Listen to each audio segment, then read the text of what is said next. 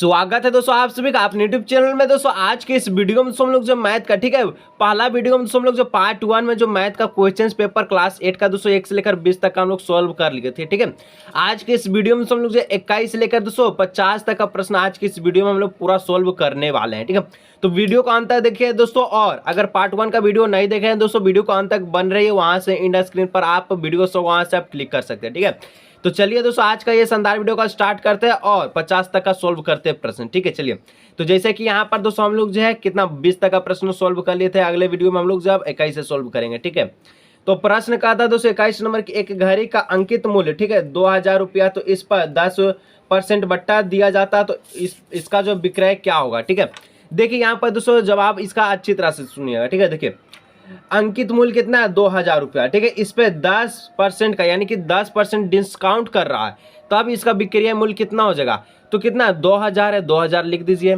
2000 का 10% कर दीजिए।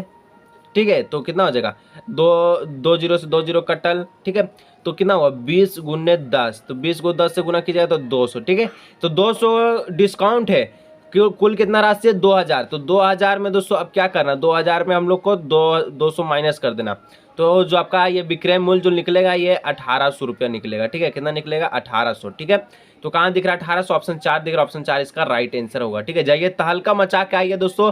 ये दोस्तों वीडियो थोड़ा लेट हो रहा है, इसलिए दोस्तों अपने दोस्तों के साथ शेयर कर लीजिएगा ताकि दोस्तों पार्ट 2 का वीडियो उन्हें पहुंच सके। ठीक है, चलिए 22 नंबर है दोस्तों, 75 पैसा का 2 रुपया से अनुपात कितना होगा। ये किस में है, यहाँ पर पैसा में। ठीक है, 75 पैसा में है और ये रुपया में, तो 2 रुपया को पैसा में कन्वर्ट कीजिएगा तो कितना हो जाएगा 200 रुपया हो जाएगा, 200 पैसा हो जाएगा। अब इसको काट दीजिए, तो इसको देखिए 25 से काटेगा तो 25 ये 75 हो जाएगा, और इसको काटेगा तो 25 से 8 बार में चल जाएगा। ठीक है, 25 8 200 हो जाएगा। ठीक है, तो यहाँ पर 3:8 इसका राइट आंसर होगा। ठीक है, 3:8 जो कि ऑप्शन नंबर 1 इसका राइट आंसर है। ठीक है, चलिए यार लाइक नहीं किया दोस्तों तो एक बार वीडियो को लाइक कर लीजिएगा। ठीक है, चलिए सभी सब्जेक्ट का दोस्तों क्वेश्चन पेपर अपलोड हो चुका है, सभी को देख लीजिएगा। चलिए 23 नंबर का था, दो परिमेय संख्याओं के बीच कितनी परिमेय संख्या होती है।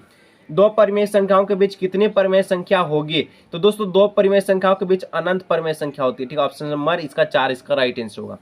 24 नंबर का था, निम्न में से कौन पाइथागोरस ट्रिक है।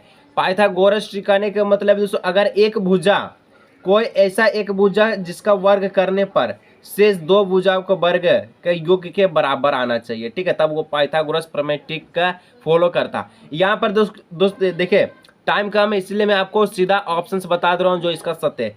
इसका जो 3 ऑप्शन दोस्तों ये आपका राइट है। जैसे कि दोस्तों यहाँ पर 12 क्या है 10 है, तो 10 का वर्ग इधर कर लीजिए।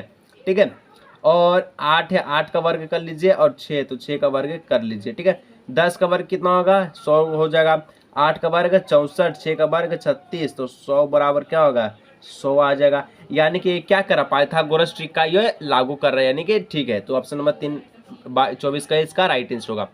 आगे का प्रश्न दोस्तों 25 कहता है, क्या कहता है, एक प्रेशर कुकर का अंकित मूल्य 450 रुपया है। ठीक है, तो यह 360 में उपलब्ध हो तो बट्टे की राशि ज्ञात कीजिए। 450 रुपया है कुकर का मूल्य। ठीक है, तो इसमें कितना है 360 रुपया उपलब्ध है, इसमें मूल्य इतना है लेकिन उपलब्ध कितना पे करा रहा है 360 पे, तो माइनस कर लीजिए।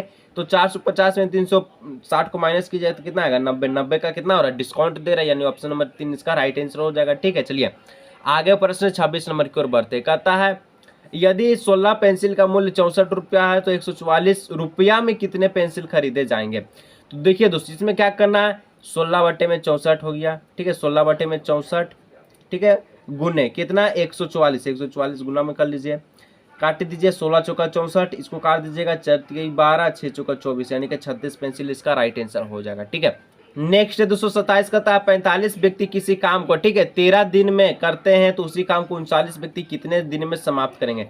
45 व्यक्ति किसी काम को 13 दिन में कर रहा है, 39 व्यक्ति कितना दिन में करेगा, इसको भाग दे दीजिए। ठीक है, तो काट दीजिए, 13 तीय कितना हो जाएगा 39, तो 15 तीय कितना हो जाएगा 45, तो इसका 15 दिन इसका राइट आंसर हो जाएगा। ठीक है, नेक्स्ट दोस्तों प्रश्न संख्या 28 का कहता वर्ग के सभी बाह्य कोण का योग कितना होता। वर्ग के सभी बाह्य कोण का जो योग है दोस्तों 360 डिग्री होता है, ऑप्शन नंबर 1 इसका राइट आंसर होगा। ठीक है, 29 नंबर का प्रश्न कहता है दोस्तों क्या कहता 500 रुपया का 5% वार्षिक ब्याज की दर से 2 वर्ष का साधारण ब्याज कितना होगा। साधारण ब्याज बोला है तो क्या होगा PRT बटे में 100, P कितना है 500 है, R कितना है 5 है, टी कितना है, ईयर आपका यहाँ पर समय कितना है 2 वर्ष है, बट्टे में कितना है 100, काट दीजिए 2 जीरो से 2 जीरो कट गया, 5 5 25, दोनों का कितना हो गया 25 गुने 2 कितना हो गया 50 हो गया। ठीक है, ऑप्शन नंबर इसका है 3, इसका राइट आंसर होगा। चलिए 30 नंबर का था निम्नलिखित में से कौन 2D आकृति है। ठीक है, 2D आकृति कौन आपको बताना। देखिए घनाभ, बेलन, शंकु, ये अभी 3D है लेकिन आयतन आपका 2D आकृति है। ठीक है, ऑप्शन नंबर 2 इसका राइट आंसर होगा। ठीक है, 31 नंबर का था निम्नलिखित में से कौन, ठीक है, ऑयलर सूत्र है। तो यहाँ पर दोस्तों इसका जो सूत्र है क्या होता है, F + V = E + 2। Option number A इसका राइट आंसर होगा, एक इसका राइट आंसर होगा। ठीक है, आगे का प्रश्न दोस्तों 32 नंबर का था, क्या कहता 32 नंबर का जो प्रश्न है दोस्तों ये कह रहा है एक सम चतुर्भुज का क्षेत्रफल ज्ञात कीजिए जिसके विकर्ण की लंबाई 24 सेंटीमीटर 10 सेंटीमीटर है। ठीक है, तो क्या होगा, तो देखिए इसका जो सूत्र होता है क्या था, 1/2 विकर्ण 1D1 गुने क्या होता है D2 होता है, 1/2 विकर्ण कितना, पहला 24 है दूसरा 10 है, काट दीजिए 12 का 12 दूना का 24 तो 12 गुना 10 हो जाएगा 120। ऑप्शन नंबर 4 इसका राइट आंसर होगा। चलिए आगे का प्रश्न दोस्तों 33 नंबर क्या कहता है, जो लाइक नहीं किया दोस्तों तो एक और लाइक का बटन ठोक दीजिएगा दोस्तों, इतना मेहनत कर रहे हैं। ठीक है, कहता है यदि किसी समलंब चतुर्भुज की समानांतर भुजाएं 6 सेंटीमीटर 8 सेंटीमीटर है तथा ऊंचाई 5 सेंटीमीटर है तो समलंब चतुर्भुज का क्षेत्रफल क्या होगा। ठीक है, आपको बताना है। तो सूत्र होता है दोस्तों 1/2 समांतर भुजा यानी कि A + B गुने H। ठीक है, 1/2 लिख दीजिए। आपका A + B करने का मतलब है कौन है, समांतर भुजा 6 सेंटीमीटर 8 सेंटीमीटर। ठीक है, ऊंचाई कितना 5 है, 1/2 8 से कितना हो जाएगा 14 हो जाएगा, गुने 5 है, इसको काट दीजिए 2 7 14 7 5 कितना होगा 7 गुने 5 कितना हो जाएगा 35 हो जाएगा। ठीक है, 7 5 35। ऑप्शन नंबर क्या हो जाएगा, ऑप्शन नंबर 1 इसका राइट आंसर होगा। क्या 7 गुने 5 की जगह कितना आएगा 35 ना आएगा, हाँ सही बात है सर जी, ऑप्शन नंबर 1 इसका राइट आंसर होगा। ठीक है, चलिए आगे का प्रश्न दोस्तों देखिए, ये जो वीडियो है दोस्तों आप विश्वास नहीं करेंगे। ठीक है, बहुत रात में शूट कर रहे हैं दोस्तों, इसलिए वीडियो को एक लाइक कर लीजिएगा। ठीक है, चलिए 34 कहता है कि घन का कुल पृष्ठीय क्षेत्रफल क्या होगा। घन का कुल पृष्ठीय क्षेत्रफल होता है दोस्तों 6 भुजा का स्क्वायर। ठीक है, भुजा की जगह दोस्तों एल दिया गया है, कोई दिक्कत की बात नहीं, ऑप्शन नंबर 2 इसका राइट आंसर हो जाएगा। ठीक है, आगे का प्रश्न बढ़ते हैं 35 नंबर की ओर। ठीक है, क्या कहता है, तो 35 नंबर का प्रश्न है दोस्तों, एक बेलन की त्रिज्या 14 सेंटीमीटर तथा ऊंचाई 10 सेंटीमीटर है तो बेलन का वक्र पृष्ठीय क्षेत्रफल क्या होगा। तो बेलन का वक्र पृष्ठीय क्षेत्रफल क्या होता है, सूत्र 2πr/h होता है, 2 का 2 लिख दीजिए। ठीक है, पाई का मान 22/7 लिख दीजिए, और आर कितना है 14 है, एच कितना है आप सभी का 10 है, 7 दूना का 14, 22 दूना 44 दूना का 88 गुने में 10। देखिए बहुत सिंपल प्रश्न दोस्तों, हो जाएगा 880 इसका राइट आंसर। ठीक है, कहाँ दिख रहा है ऑप्शन नंबर इसका, ऑप्शन कहाँ है, ऑप्शन नंबर 3 इसका हो जाएगा 880। ठीक है, चलिए आगे का प्रश्न दोस्तों कहता है, क्या कहता है, यदि घन की भुजाएं, ठीक है, यदि घन की जो भुजाएं दोस्तों 8 सेंटीमीटर है तो घन का आयतन क्या होगा। घन का भुजा जबकि 8 सेंटीमीटर तो इसका आयतन क्या होगा, 8 का क्यूब कर लीजिए, तो 8 गुने 8 गुने 8, तो 8 का क्यूब कितना होता है 512 होता है। ऑप्शन नंबर 3 इसका हो जाएगा 512 सेंटीमीटर क्यूब। ठीक है, आगे का प्रश्न दोस्तों 37 नंबर का था, यदि बेलन की त्रिज्या और ऊंचाई क्रमशः 7 और 10 तो बेलन का आयतन क्या होगा। तो बेलन का जो आयतन का सूत्र होता है πr²। ठीक है, πr² क्या होता है h होता है। ठीक है, चलिए पाई का मान 22/7।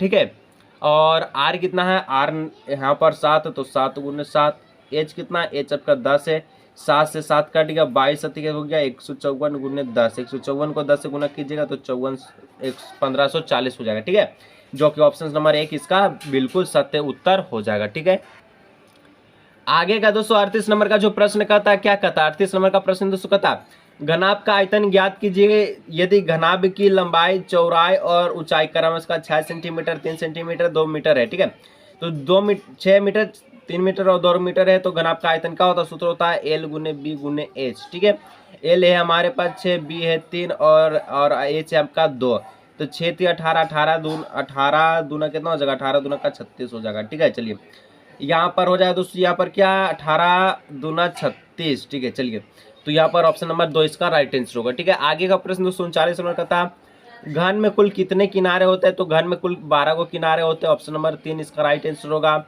अब कहता है 40 नंबर के 4 का मिलान चिन्ह क्या होगा। तो 4 का जो मिलान चिन्ह दोस्तों कैसे होगा, इसका 1 2 3 4 को पाई खींच दीजिए, बस इसका मिलान चिन्ह सिंपल, ऊपर नहीं खींचेगा। ठीक है, ये 4 को आपका जो पाई है बस यही होगा। ठीक है, रोमन में मत लिख दीजिएगा, ये आपका गलत है। ठीक है, ऑप्शन नंबर 1 इसका राइट आंसर होगा। ठीक है, ऑप्शन 2 इसका गलत है। चलिए आगे का प्रश्न दोस्तों 41 नंबर है, वर्ग अंतराल 30 से 40 का वर्ग चिन्ह क्या होगा।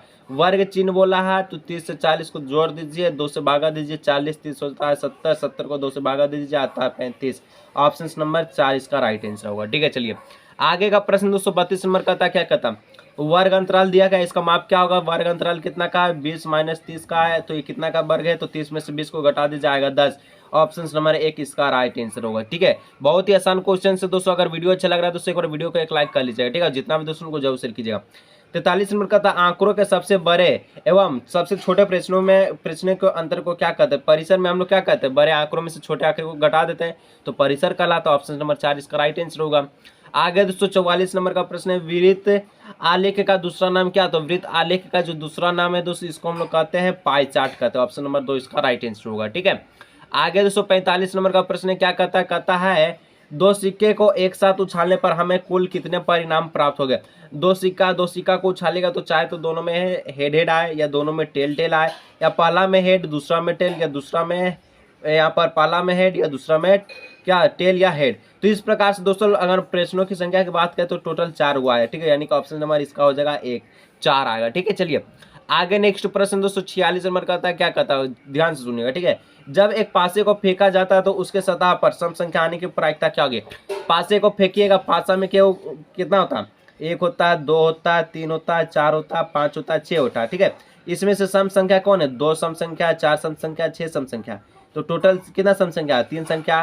टोटल कितना है, तो 6 को है, यहाँ पर 6 लिख दीजिए, 3 को भागा दीजिए, 3 1/2 आएगा, जो कि ऑप्शन नंबर क्या है, ऑप्शन नंबर 3 इसका राइट आंसर है। ठीक है, चलिए आगे का प्रश्न दोस्तों 47 नंबर कहता है, एक थैले में 4 नीली 2 हरी 5 काली गेंद है। थैले के अंदर बिना देखे एक गेंद निकाली जाती है, इसकी क्या प्रायिकता है कि निकाली गई गेंद पीली हो। ध्यान से सुनिएगा, पीली बोला। ठीक है, लेकिन नीला हरा और काली गेंद ही सिर्फ दिया गया, पीला कहाँ से आएगा बताइए, पीला गेंद आएगा नहीं, यानी कि इसका प्रायिकता 0 हो जाएगा, 0 हो जाएगा। ठीक है, चलिए दोस्तों आगे 3 और प्रश्न दोस्तों लाइक कर लीजिएगा दोस्तों, और एग्जाम में जाइए तहलका मचा के आ जाइए दोस्तों, लाइक करके चैनल को सब्सक्राइब कर लीजिएगा दोस्तों। ठीक है, जल्दी से। ठीक है, चलिए मूल बिंदु का निर्देशांक क्या होता है दोस्तों। मूल बिंदु का जो निर्देशांक होता है ये क्या होता है, 0 0 होता है। ठीक है, यानी ऑप्शन नंबर 1 इसका राइट आंसर होगा, 0 0।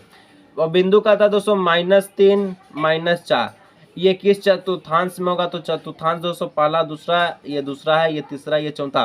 तो यहाँ भी दोस्तों माइनस का चिन्ह होता है, यहाँ भी माइनस का चिन्ह, तो दोनों माइनस में, यानी कि तीसरा चतुर्थांश में ये होगा, तो ऑप्शन नंबर 3 इसका राइट आंसर होगा। ठीक है, चलिए लास्ट प्रश्न कहता है, बिंदु 2, -5 में कोटि का मान क्या होगा।